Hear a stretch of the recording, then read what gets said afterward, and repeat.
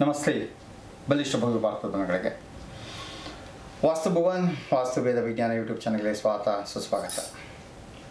As usual 3 ವಿಚಾರಗಳನ್ನ ತಗೊಳ್ತೀನಿ. ಏನು ಅಂತಂದರೆ, ಒಬ್ಬರು ಗುರುಗಳೇ ಉಚ್ಚ ಮತ್ತು ನೀಚ ಸ್ಥಾನ ಅಂದರೆ ಏನು, ಅದು ಎಲ್ಲೆಲ್ಲಿರುತ್ತೆ ಅನ್ನೋದನ್ನು ತಿಳಿಸಿ ಅಂತ ಹೇಳಿದರೆ ತಿಳಿಸ್ಕೊಡ್ತೀನಿ.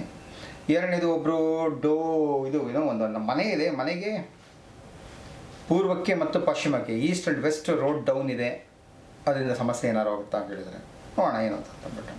ಹಾಗೆ ಒಂದು ಒಳ್ಳೆ ವಾಸ್ತು ಟಿಪ್ಸು ಯಾರಿಗೆ ಇವತ್ತು ಕೊಡ್ತಾರೆ ಅಂದರೆ, ಹೊಸದಾಗಿ ಮನೆ ಕಟ್ತಾ ಇರೋರಿಗೆ ಅಥವಾ ಇರೋವಂಥ ಮನೆಯಲ್ಲಿ ಎಷ್ಟು ಡೋರ್ಗಳಿದೆ. ಸುಮಾರು ಜನ ಕನ್ಫ್ಯೂಷನ್, ಡೋರ್ ಎಷ್ಟಿದೆ ಚೆನ್ನ ಅಂತ ಕೇಳ್ತಾ ಇರ್ತಾರೆ. ಅದ್ರ ಬಗ್ಗೆ ಒಂದು ಒಳ್ಳೆ ವಾಸ್ತು ಟಿಪ್ಸನ್ನು ಕೊಡ್ತೀನಿ. Okay, right. ಏನು ಅಂತಂತಂದರೆ, ಈಗ ಮೊಟ್ಟಮೊದಲಾಗಿ ಏನೋ ಒಬ್ಬರು ಉಚ್ಚ ಸ್ಥಾನ ನೀಚ ಸ್ಥಾನ ಅಂದರೆ ಏನು ಅಂತ ಕೇಳಿಬಿಟ್ಟಿದ್ರಲ್ಲ, ಅವ್ರಿಗೆ ಉತ್ತರವನ್ನು ಕೊಟ್ಬಿಡ್ತೀನಿ. ಉಚ್ಚ ಸ್ಥಾನ ಅಂತಂದಾಗ ಇದು ನಾರ್ತ್ ಈಸ್ಟು ಅಂದರೆ ಈ ಭಾಗಕ್ಕೆ ಬರ್ತಲ್ಲ, north is to East of north is to. So ಇದರಲ್ಲಿ ಬಂದಾಗ ಪೂರ್ವದ ಕಡೆ ಅಂತ ತಗೊಂಡಾಗ, ಪೂರ್ವ ಅಂದರೆ ಈಸ್ಟ್ ಕಡೆ ತಗೊಂಡಾಗ ಏನಾಗುತ್ತೆ, ಇದು ಉಚ್ಚ ಸ್ಥಾನ ಆಗುತ್ತೆ. ಓಕೆ, ಇದು ಉಚ್ಚ ಸ್ಥಾನ ಆಗುತ್ತೆ. ಈ ಭಾಗಕ್ಕೆ ಬಂದಾಗ ಇದು ನೀಚ ಸ್ಥಾನ ಆಗುತ್ತೆ. ಏನಾಗುತ್ತೆ ಅಂದರೆ ಪೂರ್ವ ಆಗ್ನೇಯ ಬಂದ್ಬಿಟ್ಟು ನೀಚ ಸ್ಥಾನ ಆಗುತ್ತೆ. ಯಾಕೆ ನೀಚ ಸ್ಥಾನ ಆಗುತ್ತೆ?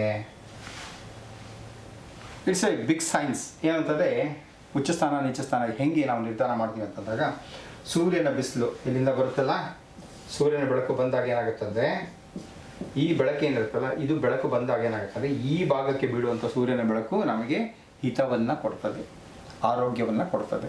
ಯಾವಾಗ ಮಾನಸಿಕ ಮತ್ತು ದೈಹಿಕ ಆರೋಗ್ಯ ಚೆನ್ನಾಗಿರುತ್ತೋ, ನನ್ನ ಆರ್ಥಿಕ ಆರೋಗ್ಯ ಚೆನ್ನಾಗಿರುತ್ತೆ, ಸಾಂಸಾರಿಕ ಆರೋಗ್ಯ ಚೆನ್ನಾಗಿರುತ್ತೆ, ಸಾಮಾಜಿಕ ಆರೋಗ್ಯ ಚೆನ್ನಾಗಿರುತ್ತೆ ಮತ್ತು ಆಧ್ಯಾತ್ಮಿಕ ಆರೋಗ್ಯನೂ ಚೆನ್ನಾಗಿರುತ್ತೆ. ಹಾಗಾಗಿ ಇಲ್ಲಿಂದ ಬರುವಂತಹ ಆ ಸೂರ್ಯನ ರಶ್ಮಿ ಏನಿರುತ್ತಲ್ಲ, ಅದು ನಮಗೆ ಫಲಪ್ರದವಾಗಿರುತ್ತದೆ. ಇಲ್ಲಿಂದ ಬರುವಂಥದ್ದು ಏನಾಗಿರುತ್ತೆ, ಅದು ನಮಗೆ ಹೆಚ್ಚಾಗಿ ಏನು ಕೊಡುತ್ತದೆ, ಶಾಖವನ್ನು ಜಾಸ್ತಿ ಮಾಡ್ತದೆ. ಶಾಖ ಜಾಸ್ತಿ ಬಂದಾಗ ಏನಾಗುತ್ತದೆ, ನನಗೆ ಆರೋಗ್ಯ ಕೆಡ್ತದೆ. ಆರೋಗ್ಯ ಕೆಟ್ಟಾಗ ಮನಸ್ಸು ಕೆಡ್ತದೆ. ಮನಸ್ಸು ಕೆಟ್ಟರೆ ನನ್ನ ಯೋಚನೆಗಳು ಕೆಡ್ತದೆ. ಯೋಚನೆಗಳು ಕೆಡಿಸಿದ್ರೆ ನನ್ನ ಕೆಲಸ ಕಾರ್ಯಗಳು ಕೆಡ್ತದೆ. ನನ್ನ ಕೆಲಸ ಕಾರ್ಯಗಳು ಕೆಟ್ಟಾಗ ಬರುವಂಥ ಹಣ ತೊಂದರೆ ಆಗುತ್ತೆ. ತೊಂದರೆ ಆದಾಗ ಸಂಸಾರ ನಡೆಸೋಕ್ಕಾಗುತ್ತೆ. ಇದು ಸಿಂಪಲ್ ಫಂಡ ಆಫ್ ವಾಸ್ತು. ಅರ್ಥ ಆಯ್ತಲ್ಲ? ಇದಕ್ಕೆ ಇನ್ನೇನೇನೋ ಕಥೆಗಳನ್ನು ಕಟ್ಟುವಂಥದ್ದು. ಕಟ್ಕೊಳ್ಳಿ, ನಾನಂತೂ ಕಟ್ಟಲ್ಲ, ನಾನು ಇರೋದನ್ನು ಹೇಳ್ತೇನೆ ನಿಮಗೆ. ಸೊ ಇದು ನೀಚ ಸ್ಥಾನ ಆಗುತ್ತೆ. ಹಾಗೆ ಏನಾಗುತ್ತೆ ಅಂದರೆ, ಈ ಕಡೆಗೆ ಬಂದಾಗ, ಯಾವ ಕಡೆಗೆ, ಪೂರ್ವ ಭಾಗಕ್ಕೆ ಬಂದಾಗ ಏನಾಗುತ್ತೆ, ಇದು ಉಚ್ಚ ಸ್ಥಾನ ಆಗುತ್ತೆ. ಪೂರ್ವ ಈಶಾನ್ಯ ಏನು ಬರ್ತದೆ, ಇದು ಚೆನ್ನಾಗಿರುತ್ತೆ. ಹಾಗೆ ಏನಾಗುತ್ತೆ ಅಂದರೆ, ನಾರ್ತ್ ವೆಸ್ಟ್ ಅಂತ ಕರಿತೀವಿ ನಾವು. ಓಕೆ, ಇಲ್ಲಿ ಬಂದಾಗ ಏನಾಗುತ್ತೆ ಅಂದರೆ, ಈ ಭಾಗದಲ್ಲಿ ಬರುವಂಥದ್ದು ನೀಚ ಸ್ಥಾನ ಆಗುತ್ತೆ. ಹೇಗೆ ಸೂರ್ಯನ ರಶ್ಮಿ ಈ ಕಡೆಗೆ ಬರುತ್ತೆ, ಈ ಕಡೆಗೆ ಬರೋದಿಲ್ಲ. ಈ ಕಡೆಗೆ ಡಿಫ್ಯೂಸ್ಡ್ ಲೈಟ್ ಅಂತ ಕರೀತೀವಿ. ಇಲ್ಲಿ ಬಂದಾಗ ಇಲ್ಲಿ ಚಂದ್ರನ ಪ್ರಭಾವ ಹೆಚ್ಚಾಗಿರ್ತದೆ. ಚಂದ್ರನ ಪ್ರಭಾವ ಎಷ್ಟು ಬೇಕೋ ಅಷ್ಟೇ ಬೇಕು. ತುಂಬ ಹೆಚ್ಚಾದರೆ ಏನಾಗುತ್ತೆ, ಮಾನಸಿಕ ಸ್ಥಿತಿ ಸರಿ ಇರೋದಿಲ್ಲ. ಮಾನಸಿಕ ಸ್ಥಿತಿ ಸರಿ ಇಲ್ಲ ಅಂದರೆ ಹುಚ್ಚುಚ್ಚರಂಗೆ ಆಡ್ತಾರೆ, ಉನ್ಮಾದ ಬಂದಂಗೆ ಆಡ್ತಾರೆ. ಆಡ್ದವ್ರ ಜೊತೆ ಯಾರು ವ್ಯಾಪಾರ ವ್ಯವಹಾರ ಸಂಸಾರ ನಡೆಸೋಕ್ಕಾಗಲ್ಲ. ಇದು ಸಿಂಪಲ್ ಫಂಡ ಫ್ರಮ್ ಇದರಿಂದ ಆಗುವಂಥದ್ದು. ಹಾಗೆ ದಕ್ಷಿಣದ ಕಡೆಗೆ ಅಂತ ಬಂದಾಗ ಏನಾಗುತ್ತೆ ಅಂದರೆ, ಈ ಕಡೆಗೆ ಏನಿರುತ್ತಲ್ಲ, ಇದನ್ನು ಉಚ್ಚ ಸ್ಥಾನ ಅಂತ ಕರಿತೀವಿ. ಈ ಕಡೆ ಬಂದಾಗ ಇದನ್ನು ನೀಚ ಸ್ಥಾನ ಅಂತ ಕರಿತೀವಿ. ಯಾಕೆ ಇಲ್ಲಿ ಉಚ್ಚ ಸ್ಥಾನ, ಯಾಕೆ ನೀಚ ಸ್ಥಾನ ಅಂತಂದಾಗ, ಸೊ ಎಗೇನ್ ಸೂರ್ಯನ ಪ್ರಭಾವದಿಂದ ಆಗುವಂಥದ್ದು. ಇಲ್ಲಿ ಬಂದಾಗ ಏನಾಗುತ್ತೆ, ಅಲ್ಟ್ರಾವೈಲೆಟ್ ರೇಡಿಯೇಷನ್ಸು ಈ ಕಡೆಯಿಂದ ಬರ್ತಾರೆ.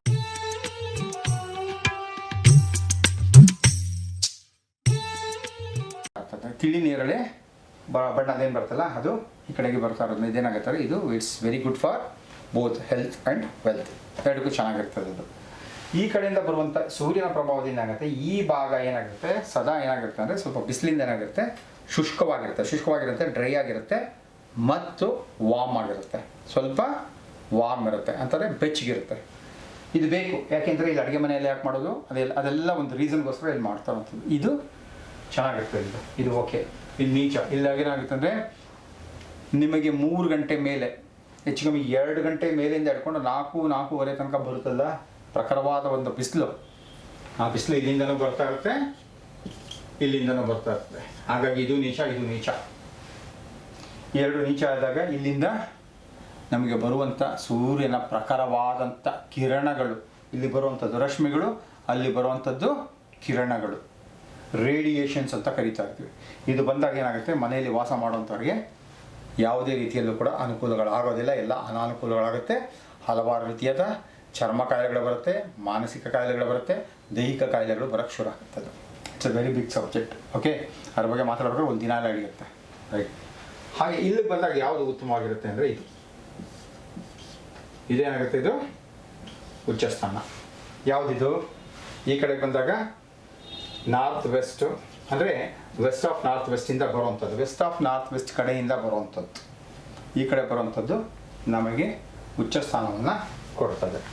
ಸೊ ಇದು ಉಚ್ಚ ಮತ್ತು ನೀಚ. ಇದು ಹೇಗೆ ಏನಾಗುತ್ತದೆ, ಸೂರ್ಯನ ರಶ್ಮಿ ಮತ್ತು ಅದಕ್ಕೆ ತಕ್ಕನಾಗಿ ಬರುವಂತಹ ಬೀಸುವಂತಹ ಗಾಳಿಯ ದಿಕ್ಕು, ಗಾಳಿಯ ಕ್ವಾಲಿಟಿ, ಇದೆಲ್ಲವೂ ಕೂಡ ಅದಕ್ಕೆ ಸೇರಿಕೊಳ್ಳುತ್ತೆ. ಹಾಗಾಗಿ ಇದು ಉಚ್ಚ ನೀಚ ಇದೆಲ್ಲ ಅರ್ಥ ಆಗ್ತದೆ. Okay, right. ಈಗ ಒಬ್ಬರು ಬಹಳಷ್ಟು ಜನ ಕೇಳ್ತಾ ಇರ್ತಾರೆ, ಹಾಗಾಗಿ ಅದನ್ನೇ ಇಲ್ಲಿ ಇವತ್ತು ವಾಸ್ತು ಟಿಪ್ಸ್ ಅಂತಲೇ ತಗೊಳ್ತಾರೆ.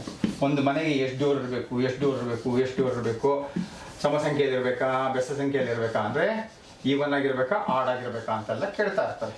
ಓಕೆ, ವಾಸ್ತುವಲ್ಲಿ ಏನಿರುತ್ತೆ, ವಾಸ್ತು ಒಂದೇ ಅಲ್ಲ, ಸೈನ್ಸು ಕೂಡ ಅದನ್ನೇ ಹೇಳುತ್ತೆ. ಏನು ಅಂತಂದರೆ there should be 2 openings for a room ಅಂತ. ಒಂದು ರೂಮ್ಗೆ ಅಂತಂದರೆ 2 ಓಪನಿಂಗ್ಗಳು ಇರಬೇಕು ಅಂತ ಹೇಳುತ್ತೆ, 2 ಓಪನಿಂಗ್ ಇರಲೇಬೇಕು ಅಂತ ಹೇಳುತ್ತದೆ.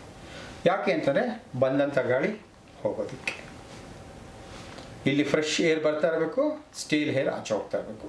ಅಂದರೆ ಉತ್ತಮವಾದಂಥ ಪರಿಶುದ್ಧವಾದಂಥ ಗಾಳಿ ಬರ್ತಾ ಇರಬೇಕು, ಕಲುಷಿತದ ಗಾಳಿ ಹೋಗ್ತಾ ಇರಬೇಕು.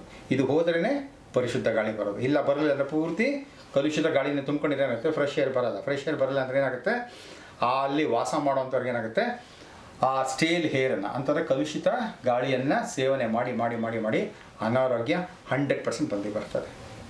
ಹಾಗಾಗಿ ವಾಸ್ತುವಲ್ಲಿ ಹೇಳುತ್ತೆ, ಓಪನಿಂಗ್ಸನ್ನು ಯಾವಾಗಲೂ ಡಬಲ್ ಕೊಡ್ತಾ ಹೋಗಿ ಅಂತ ಹೇಳುತ್ತೆ.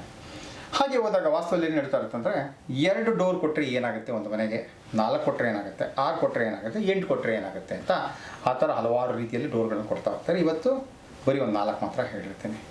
ಏನು ಅಂತಂದರೆ, ಒಂದು ಮನೆಗೆ 2 ಡೋರ್ ಇದ್ದರೆ ಶ್ರೇಷ್ಠ ಅಂತ ಹೇಳುತ್ತೆ. 4 ಡೋರ್ ಇದ್ದರೆ ಏನಾಗುತ್ತೆ, ಅವರ ಆಯುಷ್ಯು ಅಭಿವೃದ್ಧಿ ಆಗುತ್ತೆ ಅಂತ.